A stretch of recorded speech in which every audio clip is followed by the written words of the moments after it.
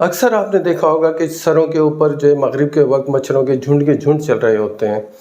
कराची में तो बहुत कम देखने में आता है, लेकिन देहातों में और छोटे शहरों में ये गोल अक्सर नज़र आता है। ये गोल मच्छरों का जानवरों के ऊपर भी घूम रहा होता है। कभी इस सिलसिले में सोचा है कि ये गोल क्या है और किस किस्म के ये मच्छर हैं? आया ये मच्छर नुकसानदेह है या नहीं? आज हम आपको बताएंगे कि मच्छर की पूरी हिस्ट्री, जिसमें इस गोल का जिक्र भी करेंगे और मच्छर के बारे में भी पूरी तफसील से आज थोड़ा बात करेंगे, क्योंकि मच्छर इस दुनिया में सबसे ज़्यादा ख़तरनाक साबित हुआ है इंसानों की हलाकत में। तो मच्छर से जो जो बीमारियां होती हैं वो भी आपसे शेयर करेंगे, लेकिन चूँकि अभी हमारा जो सिलसिला चल रहा है वो मलेरिया से मुताल्लिक चल रहा है, तो मलेरिया और मच्छर दोनों के सिलसिले में हम बात करेंगे। तो मच्छर को अगर हमने कंट्रोल कर लिया तो दीगर बीमारियों के कंट्रोल के साथ हम मलेरिया को भी कंट्रोल कर सकेंगे। मच्छर की ज़िंदगी का सफ़र उसके अंडों से होता है। फीमेल मॉस्किटो एनोफिलीस जो मलेरिया का सबब बनती है, उसने अंडे देने हैं साफ़ जगह पर।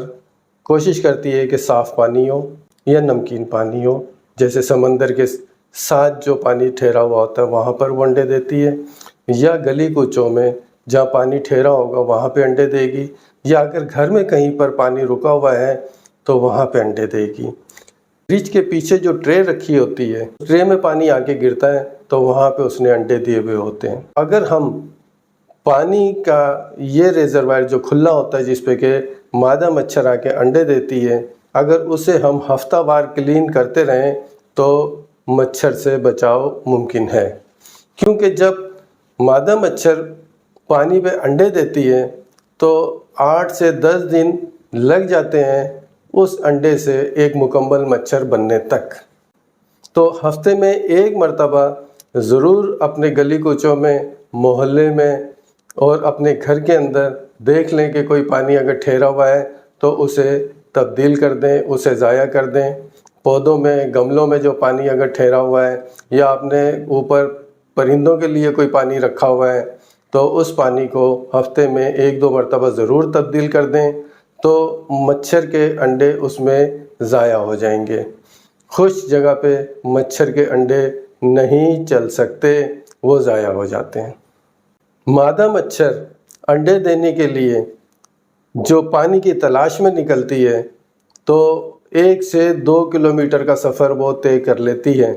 तो 1 से 2 किलोमीटर में एरिया में उसके जो एंटीना और जो उसके सेंसरी ऑर्गन है वहाँ पर, और देखकर इसे पता लग जाता है कि मैंने यहाँ पे अंडे देने हैं।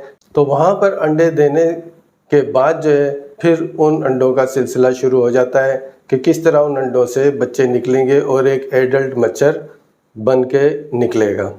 उसने पानी की सतह पर अंडे दिए तो वो अंडे तैरते रहेंगे। 2 से 3 दिन में उन अंडों से लार्वा निकलेगा। उस लार्वे की उम्र भी 5 से 6 दिन है, जिसमें वो पानी के तह पे तैरता रहेगा, नीचे सांस लेता रहेगा, ग़िज़ा खाता रहेगा, पानी पे मौजूद जो काई है उसे खाता रहेगा, पानी पे मौजूद जो बैक्टीरिया है उसे खा के इस्तेमाल करेगा। फिर उस लार्वा से बनेगा प्यूपा से फिर वो मच्छर निकलेगा। इस पूरे प्रोसेस में 7 से 8 दिन लग जाते हैं। अगर सर्द इलाके हैं तो वहाँ पे ये 14 दिन भी टाइम इसका हो जाता है। अब अंडों से एडल्ट मच्छर बाहर निकला तो इसमें एक मेल होगा, एक फीमेल होगी। मेल मच्छर जो है वो इंसानों के लिए मोहलिक नहीं है। मेल मच्छर अपना गुजारा जो है वो फलों पे और फूलों के नेक्टर लेके, और जहाँ पे उसे कहीं ग्लूकोज और मीठा मिल जाएगा वो उसे सक करके अपनी लाइफ पूरी कर लेगा। उसकी लाइफ भी 1 हफ्ते से 10 दिन, 7 से 10 दिन होती है, उसके बाद वो ख़त्म हो जाता है। लेकिन मादा मच्छर जब बन के निकलती है तो उसके 3 टारगेट होते हैं। पहला टारगेट होता है उसका कि वो एक मेल मच्छर से मिले। मेल मच्छर के लिए जब वो निकलती है तो आपने जो देखा होगा, महसूस किया होगा और मुशाहिदा किया होगा कि सरों के ऊपर मगरिब के वक्त अक्सर मच्छरों का एक जो है वो गोल मंडलाता रहता है, और वो जानवरों के ऊपर भी होता है, भैंसों के ऊपर भी देखा गया है कि वो मच्छरों का एक गोल जो है वो घूमता रहता है। उसे कहते हैं स्वाम। SWARM. تو پرندوں کا جو ایسے غول چلتا ہے اسے بھی سوارم کہتے ہیں، اور یہ جو مچھروں کا جو غول جو سروں کے اوپر مغرب کے ٹائم اکثر نظر آتا ہے اسے بھی سوارم کہتے ہیں. تو یہاں پہ آ کے وہ پہلے میل مچھر سے ملاقات کرے گی. یہ جتنے سروں کے اوپر جو مچھر منڈلاتے ہیں یہ سب کے سب میل ہوتے ہیں. میل مچھر سے میٹنگ کے بعد اب اس کا دوسرا ٹارگٹ ہے، اب وہ نکلتی ہے خون کی تلاش میں. جانوروں کا بھی بلڈ یوز کرتی ہے اور انسانوں کا بلڈ بھی یوز کرتی ہے. اب ہماری طرف آ کے اس نے بلڈ سک کیا. بلڈ حاصل کرنے کے بعد اب وہ 2 سے 3 دن کے لیے آرام سے کہیں بیٹھ جائے گی کسی کونے میں، اور اس بلڈ کو کرے گی ڈائجسٹ. جب وہ بلڈ ڈائجسٹ ہوگا اس کے جو انڈے ہوں گے وہ اس میں نشو نما پائیں گے. جو انڈوں کے لیے ضروری ٹیمپریچر ہوتا ہے، ضروری پروٹین ہوتی ہے، وہ اسی بلڈ سے وہ انڈوں کو مہیا کرتی ہے اور انڈے دینے کے لیے پھر وہ تیار ہو جاتی ہے. تیسرا ٹارگٹ اس کا ہوتا ہے کہ اس نے صاف پانی کا مقام دیکھنا ہے جہاں پہ کہ اس کے انڈوں کی پرورش ہو سکے. انڈے دینے کے بعد پھر وہ اس قابل ہو جاتی ہے کہ دوبارہ سے انڈے دے. اب اسے مچھر سے میٹنگ کی ضرورت نہیں ہے. دوبارہ پھر اس کا سفر انسانوں کی طرف آتا ہے. وہاں سے پھر وہ بلڈ سک کرتی ہیں. بلڈ سک کرنے کے بعد پھر 2 سے 3 دن ایک جگہ آرام کرتی ہیں. آرام کر کے بلڈ کو ڈائجسٹ کرتی ہیں، انڈوں کو اس قابل بناتی ہیں کہ وہ انڈے مچھر بن سکیں. واپس پانی کی تلاش میں جاتی ہے، اس پانی پہ انڈے دیتی ہیں اور واپس آ جاتی ہے انسانوں کی طرف. تو جب تک وہ زندہ رہتی ہے اس کا یہ سائیکل چلتا رہتا ہے. مچھر کا بلڈ سک کرنے کا ایک پورا پروسیس ہم اس سے پہلے والی ویڈیو میں آپ سے شیئر کر چکے ہیں کہ جب یہ بلڈ سک کرتی ہے تو اس کی جو نیڈل ہماری باڈی میں انسرٹ ہوتی ہے وہ انتہائی باریک ہوتی ہے. اس باریک نیڈل میں بلڈ جو ہے وہ آ نہیں سکتا کیونکہ بلڈ گاڑھا ہوتا ہے. تو قدرت نے اسے ایک میکینزم دیا ہے کہ یہ اپنا لعاب جو ہے وہ نیڈل کے ایک حصے سے ہمارے جسم میں داخل کرتی ہے جس سے وہ خون پتلا ہوتا ہے اور اس نیڈل سے پھر وہ سک کرتی رہتی ہے. تو ایک طرف سے مچھر کا لعاب ہمارے جسم میں جاتا ہے، وہ خون پتلا ہوتا ہے اور پھر وہ بلڈ سک کر کے اپنا پیٹ فل کر کے اور وہاں سے اڑ جاتی ہے. اب اس کے لعاب کی وجہ سے ہی پھر ہمیں خارش ہوتی ہے. اب وہ بلڈ لینے کی تلاش میں ایسے مریض کی طرف آ گئی جسے پہلے سے ملیریا ہوا ہو. اب جب یہ مادہ مچھر ایک ملیریا والے پیشنٹ کے پاس آئی ہے اور اس کا بلڈ اس نے پینا شروع کیا ہے تو اس کے بلڈ میں جو ملیریا کے پیراسائٹ ہیں وہ اس مادہ مچھر کے پیٹ میں آ جاتے ہیں. یہاں جانے کے بعد پھر 7 سے 8 دن میں یہ اپنا سائیکل کمپلیٹ کرتے ہیں. دونوں میل فیمیل مچھر کے پیٹ میں ملتے ہیں، اس کی گٹ میں ملتے ہیں، وہاں پہ اپنی گروتھ شروع کرتے ہیں. گروتھ شروع کرنے کے بعد پھر یہ وہاں سے اس کے لعاب میں آتے ہیں. پھر جب وہ لعاب کسی نارمل انسان کے اندر جب وہ بلڈ پیتی ہے اور اپنا لعاب ڈالتی ہے تو اس لعاب کے ذریعے وہ ملیریا کے پیراسائٹ ایک نارمل انسان میں چلے جاتے ہیں. تو مچھر کے انڈے دینے کے بعد ہمیں ملتے ہیں 7 سے 8 دن کہ ہم اس پانی کو ضائع کر دیں، اس پانی کو ہم چینج کر دیں تو ملیریا سے اور مچھر سے ہم بچ سکتے ہیں.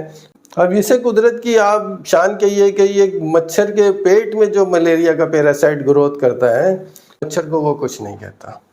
تو ایک تو ہم نے کنٹرول یہ کرنا ہے کہ مچھر کے جو انڈے جہاں پہ ہوتے ہیں اس میں ہمیں 7 سے 8 دن ملتے ہیں، اس میں پانی کو ہم چینج کر لیں، وہاں پہ انسیکٹیسائڈ ڈال دیں کہ اس کی گروتھ نہ ہو سکے. شہری علاقوں میں ہم محفوظ ہو جاتے ہیں مچھروں سے. گھروں کے دروازوں پہ کھڑکیوں پہ لگا لیتے ہیں نیٹ. ہم لوشن بھی لگا لیتے ہیں، انسیکٹیسائڈ بھی استعمال کر لیتے ہیں اور دوسرے طریقے بھی استعمال کر لیتے ہیں تو ہم بچ جاتے ہیں. لیکن گھر سے باہر نکلتے ہوئے ہمیں کوشش یہ کرنی چاہیے کہ ہم فل آستین کے کپڑے پہنیں اور فل ہمیں جو ہے وہ ٹراؤزر پہننے چاہیے. کم سے کم حصہ مچھروں کے لیے ایکسپوز کرنا چاہیے تاکہ مچھر ہمیں کاٹ نہ سکیں.